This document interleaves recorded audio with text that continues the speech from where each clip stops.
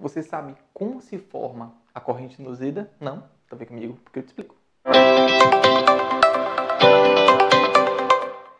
Aqui eu posto conteúdo diário para você que deseja passar no vestibular.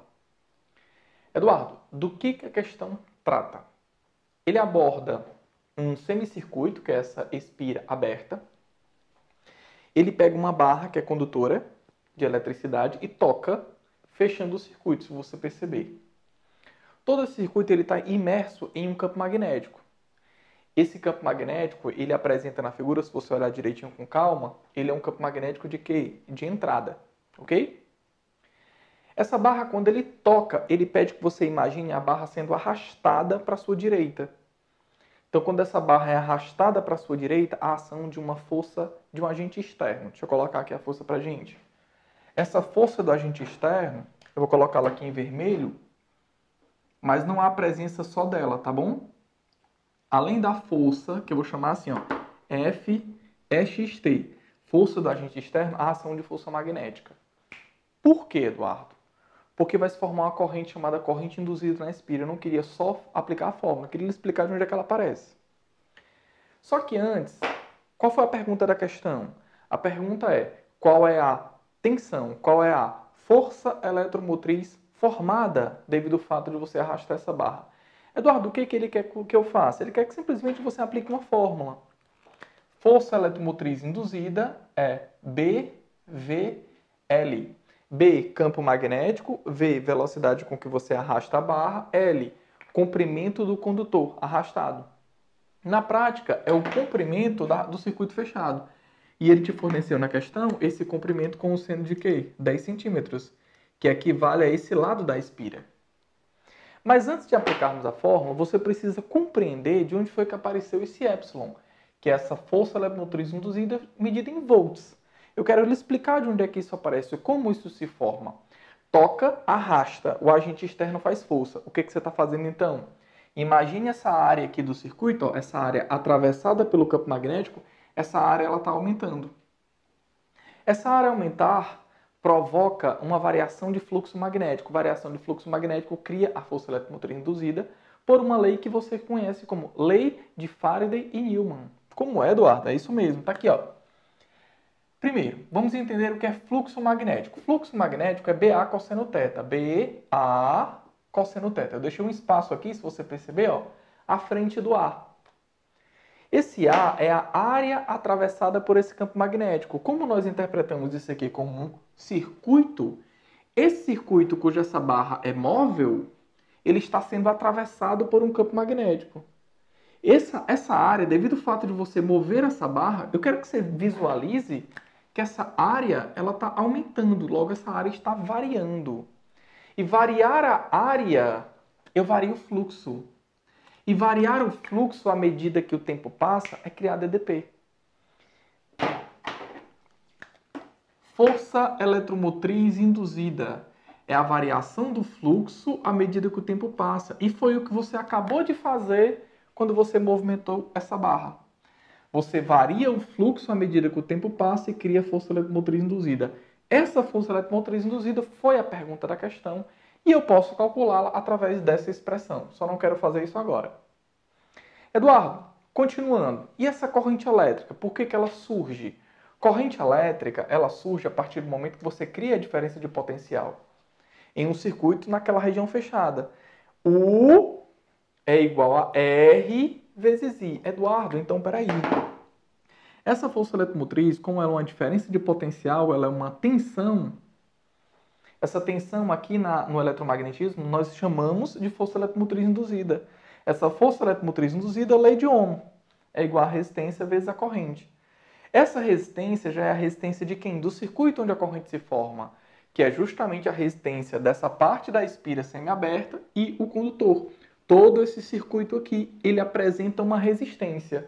Essa resistência é a do circuito, a força eletromotriz induzida, que é a diferença de potencial, você provocou quando você movimentou a barra, e a corrente elétrica se forma devido à lei de Ohm. E é só isso. Só que, é claro, eu não preciso tomar esse caminho para calcular a força eletromotriz induzida. Eu só queria lhe explicar de onde é que essa corrente aparece. Professor, dá para o senhor orientar ali qual o sentido dessa corrente elétrica? Dá. Vamos lá. Regra da mão direita. Estou falando agora da regra da mão direita, que age em um condutor quando ele está imerso em um campo magnético. Força magnética igual a Bill.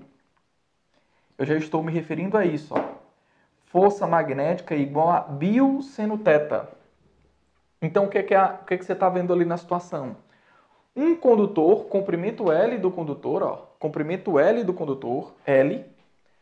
Esse condutor ele está sendo percorrido por uma corrente elétrica, que é o sentido da corrente que eu quero colocar ali com vocês. Esse B é o campo magnético que está atravessando o circuito. E a força magnética ela se apresenta em que sentido? Quando você leu a questão com calma, você deve ter percebido o que é dito no texto, que esse condutor ele é arrastado, mas ele se move sob a ação de forças com velocidade constante.